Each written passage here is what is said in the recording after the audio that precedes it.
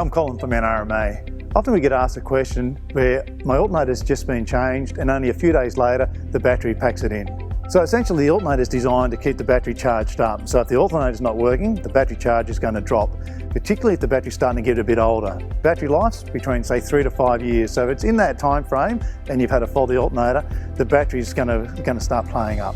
When we come out and do your diagnostics on the side of the road, we always check the battery and the alternator at the same time. A battery that's faulty can make an alternator look like it's not working. If the alternator's not working, we need to make sure that the battery is going to be able to regain that charge and keep you trouble-free and motoring on. Don't forget, if you have any questions, we're only a phone call away.